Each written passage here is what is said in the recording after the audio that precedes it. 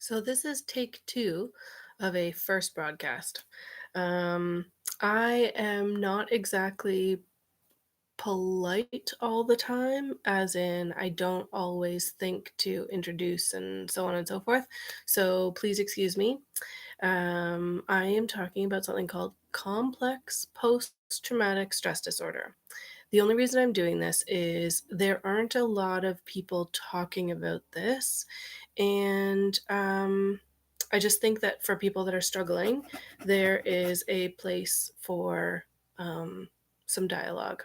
So it stands for complex post traumatic stress disorder. And the history of it, the reason I'm even remotely concerned about it is I have a few friends who have been diagnosed, and their diagnoses started out with something like bipolar or borderline personality disorder or dissociative identity disorder. So things that are a little bit out there on the spectrum of mental health and just not really talked about things. And what I'm understanding is that just on researching and talking to people is that it's sort of like this umbrella to say these are, as far as I know, women who are struggling to fit in and conform with society. In Victorian times, there was something called hysteria. And when you read up on hysteria, it is everything from frigid to too frisky. And that to me really is a sketchy diagnosis. You know what I mean? Like to start from that premise that it's essentially if you are not interested in fulfilling your spouse's needs all the way to asking for too much.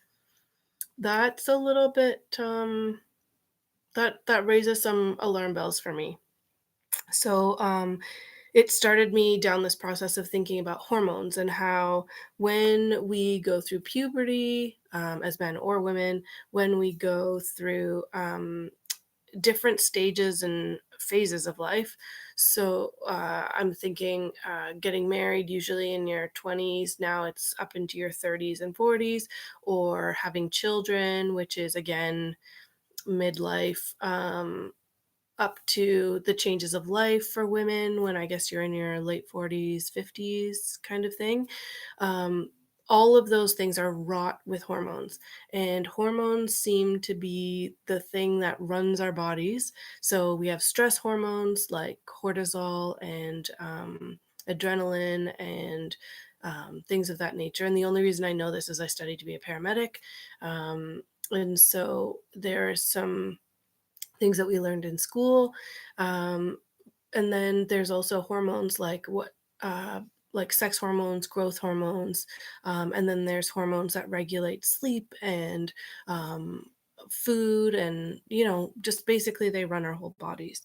And so when I'm thinking about this stuff, it's been really interesting to look at what drugs are introduced. So now in 2019 in Canada and in a lot of the states, weed is legal.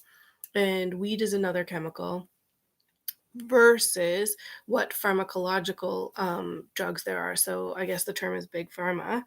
And when somebody's diagnosed and a doctor has the ability to speak to somebody about those things, then it is these are the drugs that you're taking.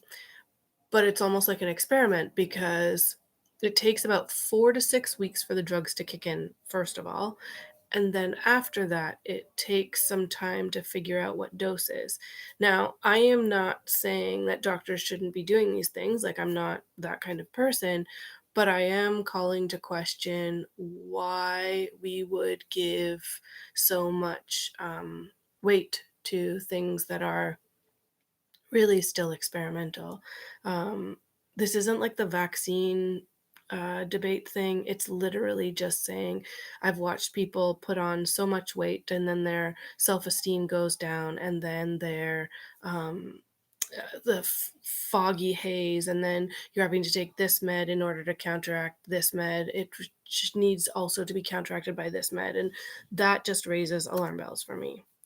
Um, so with PTSD, which is generally a reserved diagnosis for frontline um, emergency workers, or now they're expanding it into like natural disaster people. So mining and agriculture, where there are natural disasters and you are seeing frontline things.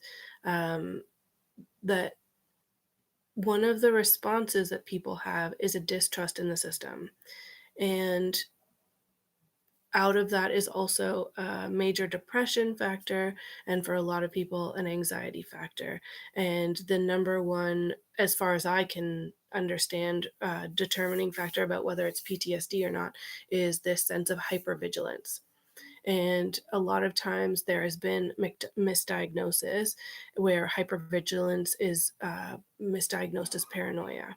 And so when somebody starts to call things out and say, I don't like this, or whistleblowing, or things like that, it's called hypervigilance because you are saying these things are not right. And now I would like some attention drawn to these things versus these things are not right. And these things are just, meh. Um, because as I'm going about my days, I'm just noticing that every single person suffering. I know this is understood. I know that this is something that people know, but it's not something people are talking about. And the reason that that bothers me is most everybody is hooked up to some sort of social media outlet, be it Facebook for older people or Snapchat for younger people or whatever the new things are. I'm not a teenager or in my 20s, so I'm not really too in the know on what's up and coming in that regard. And I don't even think if I was that age that I would be, just for the way that I approach things. But it's this feeling that you have to be very positive online. And there's a couple of shows on Netflix like Black Mirror. Um, and season 3, episode 1 is about the girl whose everything is done by the way you interact with people and the way you process things, and how people respond back to you.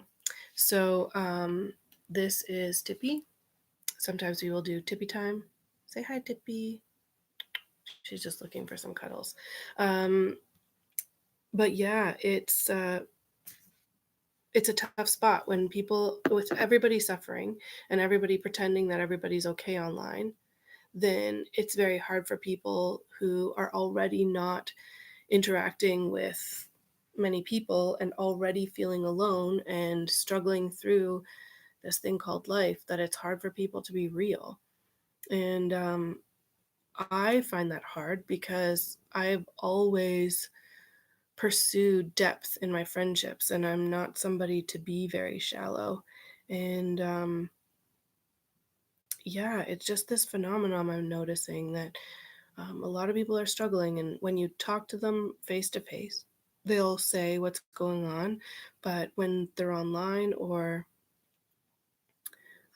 unsure how to process, I guess, whether you are on side or on par with them, it's a term I use called pod people, where you are one way and speaking about things in this very, very positive light that's not actually sincere. And yeah, that's bothersome to me. Um, I would generally be called somebody who's pretty creative, and I think that creative people are showing forth what is possible. And yeah, okay, maybe your creation doesn't become known for some people like Norval Morrisseau for years. His Indigenous art in Canada is some of the most beautiful artwork I've ever seen, incredibly colorful, and everything's about connectedness. And I don't know why I never learned about him in school. Like, the guy was around at the same time as Jackson Pollock. Um, there are a few conspiracies as to why. One being that he's Indigenous, the other that, well, I'll just leave it at that. Um, but yeah, I'm starting to question a lot of things, and I'm hearing conspiracy theories by other people, and it's causing me to question things. So, with the arts, there's music, and I was a purchaser at one point for a bookstore, and sometimes listening to the music that was being put out, I was like, what is going on? Like, why is this so cheap and fake and sugar pop and just shallow? Um, because I like listening to folk music. I like listening to um, I guess emo music now, but I like musicians that have something to say, not always political things because that can get really boring, but they have something to say about life and about love and about our struggle and stuff like that, as opposed to just saying what everybody else is saying. Um, One of the jokes I have is that um, CPTSD is like being a teenager. Um, being forced to live an adult life. And one of the reasons I say that is there's this idea of selfishness when you read up on what the symptoms are of PTSD, and there's this sense of selfishness and entitlement and um, sadness about things. I should look up the list and read it out, but it's just kind of like feeling and acting like a teenager and not seemingly not taking responsibility. But complex PTSD is called that for people who are survivors of child abuse or survivors of um, a prisoner of war, so like Holocaust victims, or repeat traumas. My mind is racing a little bit, but there are addictions counselors now or professors. So the person I'm thinking of that I learned about in school was Gabor Mate, who says that we have to treat others with kindness. And so this idea that if everybody is suffering, then it's understandable that there's going to be a lot of addiction. So addiction can come in the form of gambling or smoking or drowning yourself in alcohol or busyness or lots and lots of schooling or um, constantly moving house, constantly changing cities, never being able to settle down into something. And um, that's hard when you think about the world that we live in now. And if you want a job after going to school, you have to have had networking with people in order to find a job that's going to pay for the debts that you incurred while in school. And in order to carry on with the path of life, you need to find the right partner to who has similar financial views and family upbringing. Sorry, I'm hiccuping. And and yet you also want to have space for yourself to be able to pursue things that you want to, because you don't want to just have a life full of work, especially when work is stressful. um, yeah, I'm probably bouncing around in my thoughts a lot, and yeah, and there's a difference between the way men handle stress and the way women handle stress, but that doesn't mean that either one has less than the other one. And when you're in a relationship with someone, especially when it comes down to communication and trust, there's a really sticky line, because the way men are raised and the way women are raised, the expectations are so different. And that, I'm going to say, is my first one, and we'll leave it at that. So thank you for listening.